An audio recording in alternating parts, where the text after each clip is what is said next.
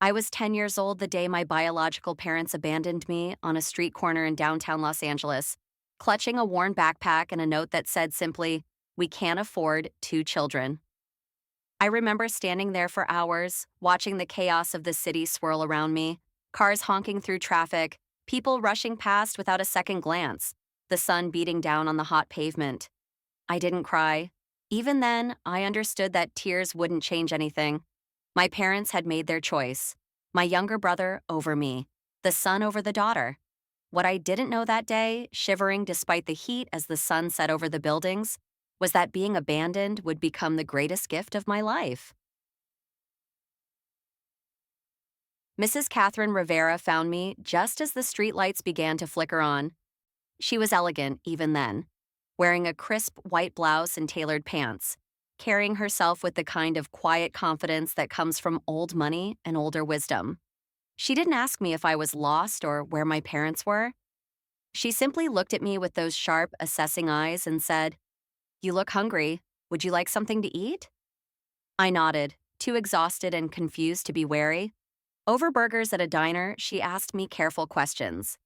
I answered honestly. I had nothing left to lose. When I finished my story, she set down her coffee cup and studied me for a long moment. "I have a son," she finally said. "He's 12. My husband and I have always wanted a daughter." She paused, then added with characteristic directness, "But I don't take in charity cases. If you come with us, you'll work hard. You'll study harder. You'll learn to be strong, smart, and self-sufficient. Can you do that?" "Yes," I said immediately. She smiled for the first time. "Good, then let's go home." That night, I met Michael, her husband, a quiet, thoughtful man who ran a successful investment firm, and their son, James. James looked at me with curiosity rather than resentment, then shrugged and said, "I guess I have a little sister now. Want to see my video games?" Just like that, I had a family again. The next 15 years passed like a fever dream of transformation. Catherine kept her word about pushing me hard. She enrolled me in the best schools, hired tutors for advanced placement courses, and made sure I understood that education was the only inheritance that could never be taken away. "People will try to use you," she told me once when I was 12 and struggling with a difficult calculus problem. "They'll see a pretty face and assume you're soft. Prove them wrong. Be smarter than they expect. Be harder than they anticipate." Michael taught me about business with the same patient thoroughness he applied to everything. On weekends, he'd take me to his office and explain contracts, negotiations, profit margins. "Money isn't everything," he'd say, "but understanding money is. It's a tool, and tools give you options." James, my adopted brother, became my fiercest protector. When kids at school whispered about the abandoned girl the Rivera family took in, James would shut them down with a look. When I stayed up late studying, he'd bring me coffee and snacks. When I got my first business degree at 22, he threw me a party and introduced me to everyone as my brilliant sister. They loved me, not because they had to, not because of biology or obligation, but because they chose to. Every single day, they chose me. By the time I was 25, I had built my own small empire. I'd started with a boutique consulting firm that helped American businesses expand internationally, leveraging everything Michael had taught me about investment and everything Catherine had taught me about reading people. The business grew faster than I'd imagined possible. Within 3 years, I owned a luxury condo in Marina del Rey, drove a BMW, and had enough in the bank to retire comfortably if I wanted to. But I didn't want to retire. I wanted to build, to prove that the little girl abandoned on that street corner had become someone formidable. I thought I'd left my past behind completely. I was wrong. The message came through Facebook on a Tuesday morning. I was in my office reviewing contracts for a potential deal with a London firm when my phone buzzed. "Alexis, is this you? It's your mother. We've been looking for you for so long. Please contact us. We miss you so much." I stared at the message for a full minute, my coffee growing cold in my hand. The profile picture showed a worn-looking woman in her 50s. Older, grayer, but unmistakably the mother who had left me on that street corner 15 years ago. My first instinct was to block the account. My second was to respond with something cutting and final. But years of Catherine's training had taught me to never act on impulse, to always gather information first. I called my best friend, Morgan, who worked as a private investigator for a corporate security firm. I need you to look into someone, I said without preamble. My biological family just contacted me. Morgan whistled low. After all this time? That's suspicious. That's what I thought. Within 2 days, Morgan had a full report. My biological parents still lived in the same rundown neighborhood on the outskirts of Los Angeles. My father worked as an Uber driver. My mother did data entry from home. My younger brother, Tyler, the son they'd chosen over me, was 23 and, according to Morgan's investigation, spectacularly unsuccessful. No job, no education beyond high school, still living with our parents and draining what little resources they had. Here's the interesting part, Morgan said, sliding a printout across my desk. Your brother has been asking around about you for the past 6 months, specifically asking about your business and how much money you're making. Someone told him you're successful, and suddenly your mother is reaching out on Facebook. I felt a cold clarity settle over me. They're not looking for their daughter, they're looking for a bank account. That would be my assessment, Morgan said. What are you going to do? I thought about it for a moment, tapping my pen against my desk. Catherine had always taught me that knowledge was power, and I didn't have the full picture yet. I needed to see them face to face, to understand exactly what they wanted and how far they were willing to go. I'm going to meet them, I said finally. But on my terms.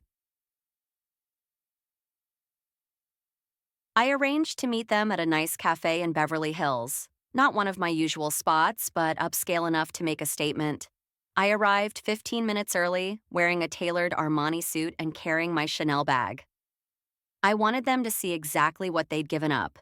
They arrived right on time, and I barely recognized them. My mother had aged badly, her hair completely gray, her face lined with years of hard work and worry. My father was stooped, his hands weathered and calloused, and behind them, looking around the cafe with wide, calculating eyes, was my brother Tyler. He was thin, with the restless energy of someone who'd never quite found his place in the world. When he saw me, his eyes widened further, taking in my expensive clothes, my confident posture. My mother rushed forward with her arms outstretched and tears already forming in her eyes. Alexis, oh my God, how beautiful you've become. I stepped back smoothly and gestured to the table instead. Please, sit down.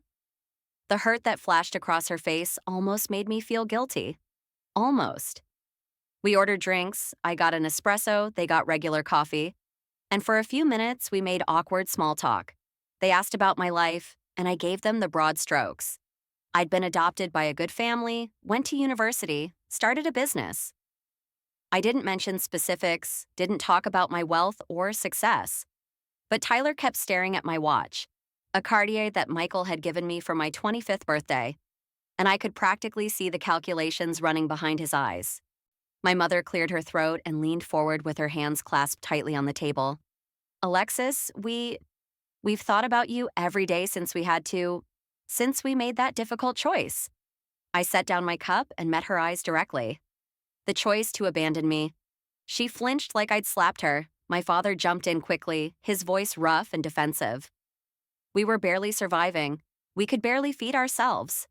We thought you might have a better chance if someone else found you. Someone who could give you more than we could. It was a pretty lie, and maybe they'd even convinced themselves it was true over the years. But I remembered the note in my backpack, remembered overhearing their arguments about how daughters were a waste of resources, how Tyler needed to be prioritized because he would carry on the family name. I leaned back in my chair and studied them calmly. I did have a better chance, much better. My adoptive family gave me everything. Education, opportunities, love. I'm very grateful to them. My mother's face brightened with desperate hope. Of course. We're so glad you were taken care of. And now that we've found you again, we can be a family once more.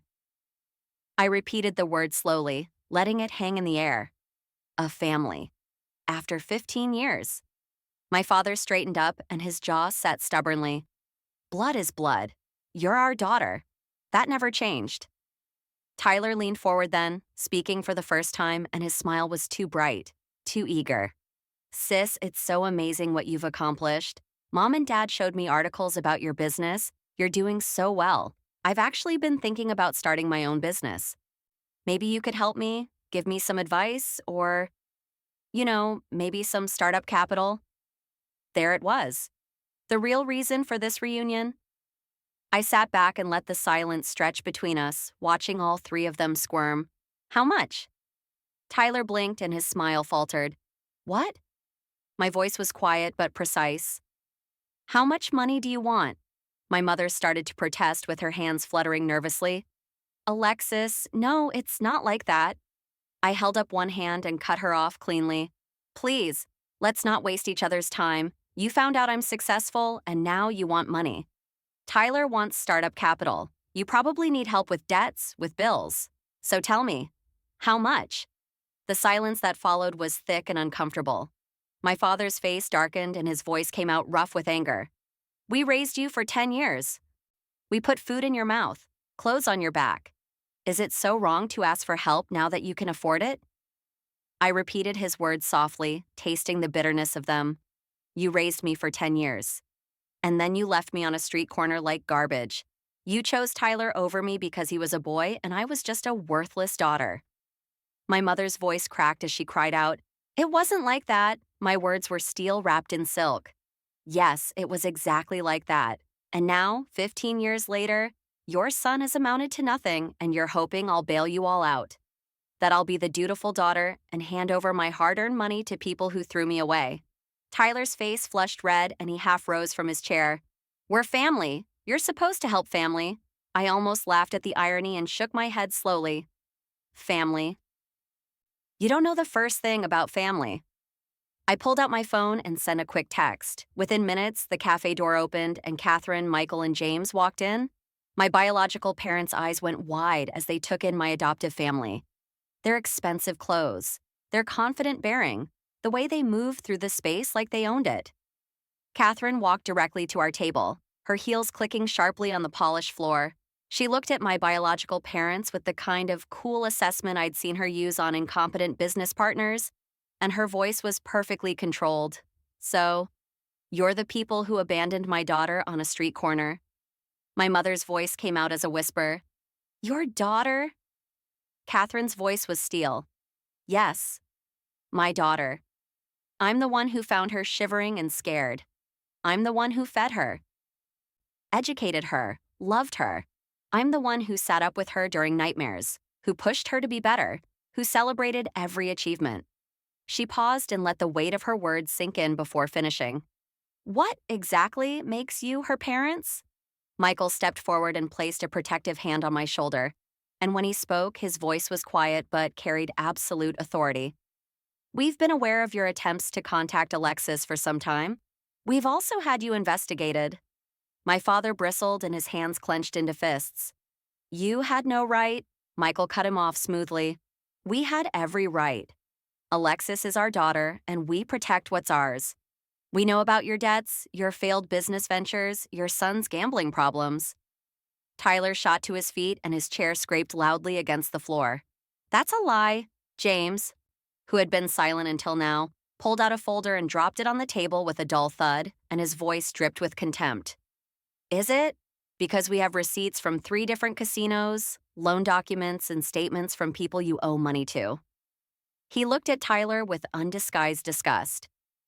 You wanted to use my sister as an ATM to cover your mistakes. I stood up slowly and looked down at the 3 people who'd given me life, but never really been my family, and my voice was calm but final. I want to tell you something. When Catherine found me that day, I was broken. I thought I was worthless because that's what you taught me to believe. But she showed me something different. She showed me that family isn't about blood. It's about choice.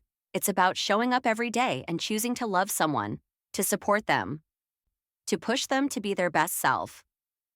I gestured to the Rivera standing beside me like sentinels. These people chose me. Every single day for 15 years, they chose me. They celebrated my successes and supported me through my failures. They never asked for anything in return except that I work hard and be a good person. My mother was crying now, tears streaming down her weathered face. But I felt nothing. Not anger, not satisfaction, just a kind of distant sadness for what might have been if they'd been different people. You taught me an invaluable lesson. You taught me that blood means nothing without love. That being a parent isn't about biology, it's about sacrifice, commitment, and unconditional support. The Riveras are my parents. James is my brother. You're just people I used to know. I reached into my bag and pulled out an envelope, setting it on the table with deliberate care. There's $20,000 in there. Consider it payment in full for those first 10 years. Use it to pay your debts, help Tyler sort himself out, whatever you want. But after this, we're done. Don't contact me again. Don't show up at my office. Don't try to guilt me into being the daughter you never wanted in the first place. My father's hand shook as he reached for the envelope, and shame and resentment warred on his weathered face. Alexis! Catherine's voice cut through like a blade. Her name is Alexis Rivera. She took our family name. Whatever relationship you think you have with her ended the day you left her on that street corner. This is more generosity than you deserve. I turned away from them, linking arms with Catherine and falling into step with Michael and James as we walked toward the cafe exit. Behind me, I could hear my biological mother's soft sobs, my father's muttered protests, Tyler's angry accusations that we were all heartless, that blood meant something, that I owed them. I didn't look back. That evening, we had dinner at my adoptive parents' house, the beautiful home in Pacific Palisades where I'd spent so many of my formative years. Catherine made her famous herb-roasted chicken, and Michael opened a bottle of expensive French wine. James and I sat on the back patio after dinner, looking out over the city lights that sparkled like diamonds scattered across black velvet. Are you okay? His voice was gentle, concerned. I thought about the question. Was I okay? I just confronted the people who abandoned me, cut them out of my life definitively, and walked away. Somehow, I felt lighter than I had in weeks. I'm more than okay. I feel free. He clinked his wine glass against mine with a small smile. Good. You know Mom was ready to destroy them, right? She had a whole plan to ruin them financially if they pushed too hard. I laughed softly. That's because she's terrifying and I love her. We all do. James's voice was warm. And we love you too, little sister, no matter what. Catherine appeared in the doorway, silhouetted by the warm light from inside. Stop monopolizing your sister. And Alexis, come inside. Your father wants to discuss expanding your business into Europe. I teased her gently. Work talk during family dinner. She gave me that sharp look, the one that had intimidated me as a child, but now just made me smile. Family business is still business. And you're a Rivera now. We work hard. I stood and followed her inside. Yes, Mom. As I passed through the doorway, I caught my reflection in the glass. A confident, successful woman in expensive clothes, surrounded by people who loved her. The frightened 10-year-old girl in the worn dress was still there somewhere, but she'd been transformed by love, education, and the fierce determination to prove that she was worth something. My biological parents had thrown me away because they didn't see my value. The Riveras had picked me up and polished me until I shined. The greatest revenge, I realized, wasn't making my biological family suffer. It was thriving without them.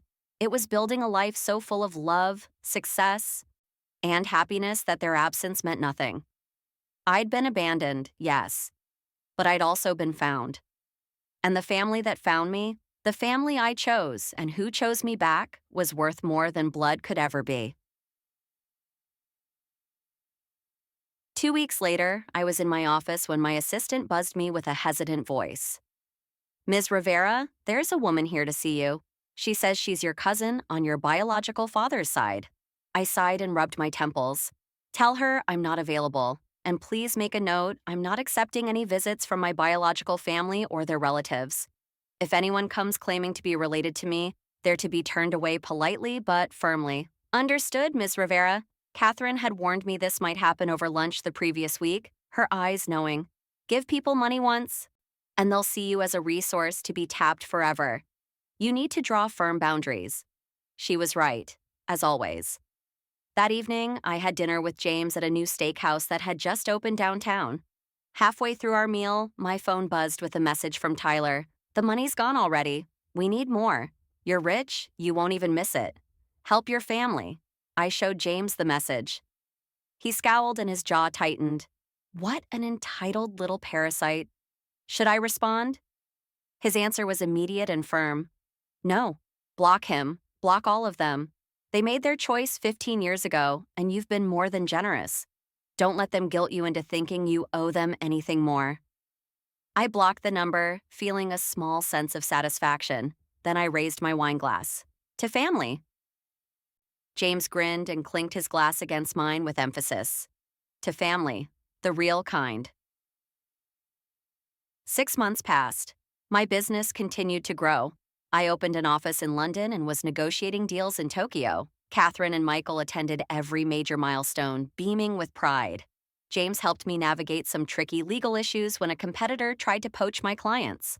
I heard through the grapevine that my biological parents had used the money I gave them to pay off some debts. But within months, they were struggling again. Tyler had, predictably, wasted his portion on gambling and bad investments. They'd tried contacting me several more times through various means. Distant relatives, old neighbors, even a lawyer claiming I had a filial duty to support them. Each time, my response was the same. No. It wasn't always easy. I heard the whispers sometimes. Cruel daughter, ungrateful child, thinking she's too good for her roots now that she's rich. But I'd learned from Catherine that other people's opinions mattered far less than your own integrity, your own boundaries, your own truth. On the 15-year anniversary of the day I was abandoned, I took Catherine, Michael, and James back to that street corner downtown. It looked different now. The city had changed, grown, modernized. But I could still remember exactly where I'd stood, clutching that worn backpack, wondering what would become of me. Thank you. My voice was quiet but steady as I looked at the three of them. Thank you for seeing me when I felt invisible. Thank you for choosing me when I thought I was unchosen. Thank you for teaching me that I was worth loving. Catherine, who rarely showed public emotion, had tears in her eyes and her voice was soft. We didn't make you strong, Alexis. We just gave you the tools to recognize the strength that was already there. Michael put his arm around both of us. You were always meant for great things. We just had the privilege of watching you bloom. James slung his arm around my shoulders and his voice was deliberately light. Stop making me emotional in public. I have a reputation to maintain. We laughed, the four of us standing on that street corner where my old life had ended and my real life had begun. I thought about my biological parents sometimes, wondered if they regretted their choice. But mostly, I thought about how lucky I was. Not lucky that I'd been abandoned, but lucky that I'd been found by exactly the right people. Blood doesn't make you family. Love does. Choice does. Showing up every day and choosing to see someone's worth even when they can't see it themselves. That's what makes you family. I'd been rejected by the people who gave me life. But I'd been embraced by the people who taught me how to live. And in the end, that made all the difference. As we walked back to the car, my phone buzzed with a message from my assistant. The contract with the Tokyo firm came through. Congratulations, Ms. Rivera. I smiled and showed the message to my family, because that's who they were, had always been, would always be. My family. Michael suggested dinner to celebrate, and his eyes were warm with pride. Always. I agreed without hesitation, and as we drove away from that street corner, leaving the past behind and heading toward the future, I realized something. Being abandoned had been the worst thing that ever happened to me and the best thing that ever happened to me all at once. Because it brought me here, to this life, to these people, to myself. And I wouldn't change a single thing.